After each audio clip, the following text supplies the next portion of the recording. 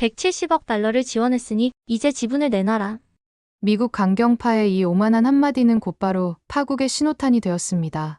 지분 압박과 기술 봉쇄가 발표되자 일본 인수 카드를 꺼내 들고고 예상 밖의 소비자 입소문이 번지며 판이 뒤집히기 시작했죠. 며칠 뒤엔 미국 각지의 핵심 시스템이 흔들리며 정말 멈춘 건 누구였나라는 질문만 남았습니다. 대체 왜 이런 참사가 벌어진 걸까요? 힘의 논리가 통할 거라는 확신이 어떻게 품질과 신뢰 앞에서 무너졌을까요? 지금부터 오만이 부른 역풍과 겸손히 만들어낸 반전의 전말을 보여드리겠습니다. 끝까지 시청해 주시고 영상 제작에 큰 힘이 되는 구독과 좋아요 부탁드립니다. 2024년의 어느 날, 저는 미국 상무부의 회의실에 앉아 있었습니다. 차갑도록 완벽한 이 공간은 제 심장의 뜨거운 열기와 묘한 대비를 이루었죠. 저는 제가 직접 기획한 삼성 지분 압박 전략을 고위 책임관들에게 설명했습니다. 삼성이 텍사스에 공장을 짓기 위해 투자한 막대한 자본을 빌미로 그들의 목덜미를 움켜쥐고 흔들 생각이었죠. 책임관들은 제 전략의 대담함에 감탄했습니다. 저는 승리에 대한 확신으로 가득 찬 목소리로 말했죠. 우리가 기회를 제공했으니 이제 그 대가를 받아야 합니다. 삼성의 핵심 지분을 확보하여 우리의 통제 아래 두는 것이죠. 제 팀 동료인 데이빗 김이 조심스럽게 입을 열었습니다. 캐서린, 한국 기업들은 우리가 생각하는 것보다 훨씬 강할 수 있습니다. 그들의 기술력은 이미 세계 최고 수준에 도달했어요. 그의 말에 저는 속으로 비웃었죠. 데이빗, 그들은 우리 기술 없이는 아무것도 못하는 껍데기일 뿐이에요. 우리가 한 발만 빼면 곧 무너질 겁니다. 저는 완벽한 복수극의 시나리오에 취해 있었습니다. 이 순간이 바로 제가 평생을 기다려온 아버지의 복수를 완수하는 순간이라고 믿었죠. 미국 정부가 삼성에게 지분 참여를 요구한다는 뉴스는 삽시간에 전 세계로 퍼져나갔습니다. 저는 한국에서 어떤 반응이 나올지 뻔히 알고 있었죠. 분명 격렬한 분노와 배신감에 휩싸일 거라고 생각했어요. 저는 그들의 반응을 감정적인 것이라 치부하며 결국은 항복할 수밖에 없으리라 믿었습니다. 며칠만 지나면 삼성에서 저희가 잘못했습니다. 어떻게 하면 될까요? 하는 전화가 걸려올 거라고 확신했죠. 하지만 이상하게도 삼성은 아무런 연락도 하지 않았어요. 오히려 한국 내에서는 삼성 제품을 더 많이 사주자는 자국 기업 지키기 운동이 벌어졌습니다. 사람들은 인터넷에 이게 동맹국이 할 일이냐, 우리 기업을 지켜야 한다며 분노를 쏟아냈죠. 그리고 놀랍게도 삼성의 주가는 폭등하기 시작했어요. 저는 이 모든 상황이 이해되지 않았습니다. 데이빗이 제게 다가와 말했죠. 캐서린, 이것이 한국인들의 강한 결집력입니다. 외부의 압박에 굴하지 않고 똘똘 뭉치는 힘이 그들에게는 있어요. 당신이 보기에 감정적일지 모르지만 그게 바로 그들의 저력입니다. 하지만 저는 그의 말을 귀담아 듣지 않았습니다. 일시적인 감정적 행동일 뿐이라고 속으로 되뇌었죠. 제 머릿속에 그려진 완벽한 복수극의 시나리오에 작은 균열이 가기 시작했지만 저는 그것을 애써 외면했습니다. 삼성의 예상치 못한 침묵과 주가 폭등은 저를 초조하게 만들었습니다. 직접적인 압박이 통하지 않자 저는 더 교활한 전략으로 그들의 숨통을 조이기로 했어요. 상무부 간부 회의에서 저는 부품 공급을 막고 소프트웨어 업데이트를 중단하는 방안을 제안했습니다. 직접적인 압박이 안 통하면 뒤에서 조여야 합니다. 그들이 가장 두려워하는 것은 바로 기술 의존성이죠. 제 동료들도 제 의견에 동의하며 흥분했습니다.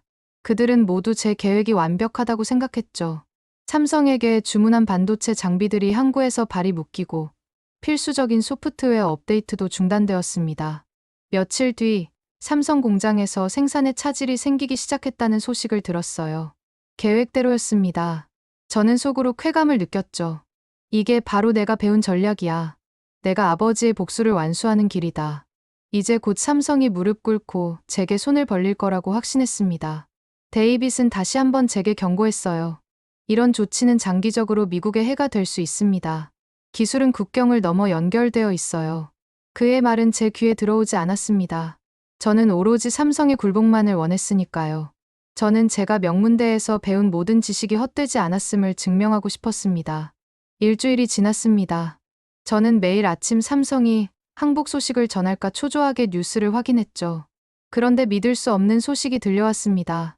삼성전자, 일본의 한 전자 자회사 인수 협상 본격화. 저는 눈이 휘둥그레졌어요. 뭐라고요? 일본이랑 손을 잡는다고요? 이건 제 계획에 없던 일이었습니다. 저는 한국과 일본의 뿌리 깊은 앙숙 관계를 너무나 잘 알고 있었죠. 역사 문제와 치열한 경제 경쟁 속에서 그들이 손을 잡는다는 것은 상상도 할 수 없는 일이었어요. 저는 곧 웃음이 나왔습니다. 하하, 데이빗, 걱정하지 마세요. 일본 국민들이 절대 허락하지 않을 겁니다. 저는 동료에게 자신 있게 말했죠. 삼성이 소니, 파나소닉 다 망하게 만든 원수인데 어떻게 받아주겠어요? 아시아 국가들끼리는 서로를 믿지 못해요. 특히 한국과 일본은 절대 불가능합니다.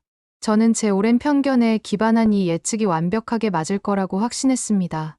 예상대로 일본 언론은 한국 삼성의 일본 기업 인수, 국민 반발 거세다는 헤드라인을 쏟아냈고 도쿄 거리에는 반대 시위대가 몰려나왔죠. 저는 승리감에 젖었습니다. 역시 내 생각대로야. 이제 삼성은 갈 곳이 없을 거야. 라고 생각했죠. 일본 내 격렬한 반대 여론을 보며 저는 매일 승리감에 젖어 있었습니다. 하지만 제게 가장 큰 충격을 안겨준 것은 다름 아닌 일본 소비자들의 반응이었어요. 정부가 뭐라든, 언론이 뭐라든, 그들은 일단 써보고 판단하자는 태도를 보였죠. 저는 그들의 작은 움직임을 무시했습니다. 몇 명 안 되는 젊은 애들이야. 큰 흐름은 바뀔 수 없어라고 생각했어요. 하지만 제가 무시했던 그 작은 움직임들은 눈덩이처럼 불어나고 있었습니다. 어느 날 아침, 일본 뉴스에서 충격적인 기사를 보았습니다. 도쿄 전자매장 삼성 제품의 폭증. 기사를 자세히 읽어보니 처음에는 한국 제품이라며 외면했던 일본의 나이 든 할머니들이 삼성 제품을 써보고는 아이고, 우리 파나소닉보다 훨씬 좋네라고 칭찬했다는 거예요. 품질은 거짓말을 안 하는구먼이라고 웃는 일본 할아버지의 인터뷰를 보면서 저는 온몸의 전율을 느꼈습니다. 제가 20여 년간 품어온 편견이 뿌리째 흔들리는 순간이었죠. 아버지의 복수심으로 쌓아 올린 저의 오만한 성이 와르르 무너지는 느낌이었습니다. 삼성의 일본 내성공은 전 세계 언론의 뜨거운 관심사로 떠올랐습니다. CNN과 BBC 같은 외신들은 미국 정부의 압박이 역설적으로 삼성을 세계적 기업으로 알리는 계기가 됐다고 보도했죠. 미국의 삼성 압박, 오히려 삼성을 세계적 주목, 기업으로 만들다는 뉴스 헤드라인을 보며 저는 자리에 주저앉았습니다. 믿을 수가 없었어요. 제가 삼성을 무너뜨리기 위해 했던 모든 행동들이 오히려 삼성을 더 유명하게 만들었다는 사실을 깨달았을 때 저는 극심한 절망감에 빠졌습니다. 저는 데이빗에게 전화를 걸었습니다. 데이빗, 이게 무슨 일이에요? 우리가 삼성을 압박한 게 오히려 삼성을 더 유명하게 만든 것 같아요. 저는 제 입으로 그 말을 하면서도 믿기지 않았어요. 전 세계가 미국 정부의 오만한 외교를 비웃고 있다는 사실에 제 자존심은 산산조각이 났습니다. 제가 그렇게나 자랑스럽게 여겼던 완벽한 전략이 오히려 저의 발목을 잡은 셈이었죠. 복수심에 눈이 멀어 상황을 잘못 판단한 제 자신이 너무나 한심했습니다. 저는 이 위기를 수습하기 위해 마지막 카드를 꺼냈습니다. 강경파 진영의 힘을 빌려 삼성 제품의 수입세 40% 부과, 그리고 AI 관련 모든 기술 협력 중단이라는 초강력 제재를 발표했죠. 이번에야말로 삼성이 무릎 꿇을 거라고 확신했습니다. 하지만 삼성의 대변인은 우리는 다른 시장에서 더 좋은 기회를 찾을 것이라며 당당하게 맞섰어요.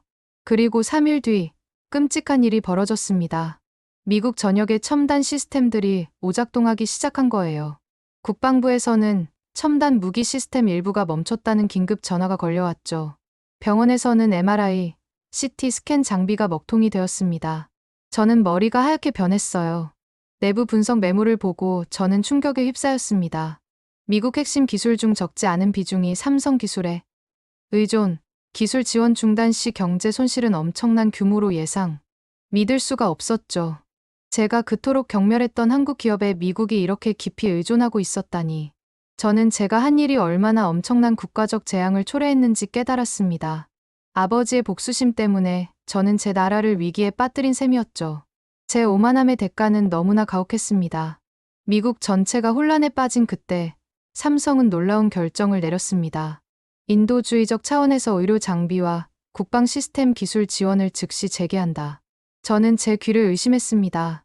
우리가 그렇게 괴롭혔는데도 말이죠.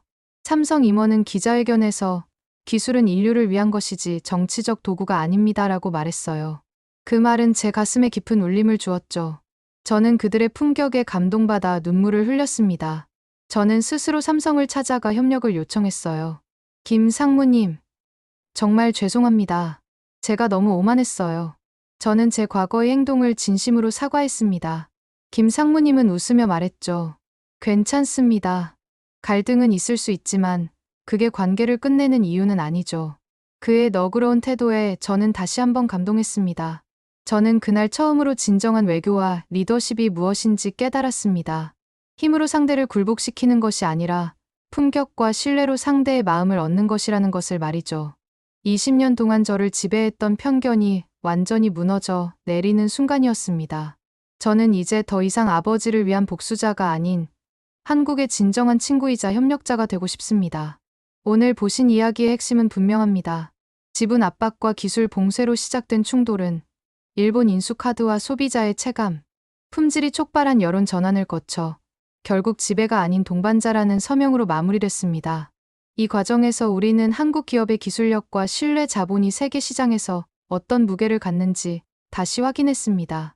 오만은 시스템을 멈추게 했고 겸손은 관계를 다시 움직였습니다. 다음 영상에서는 압박의 시대에 통하는 K업 상술의 실제 사례를 이어가겠습니다. 시청해 주셔서 감사합니다. 구독과 좋아요는 더 좋은 콘텐츠를 만드는 가장 큰 응원입니다. 지금까지 감동인생이었습니다. 감사합니다.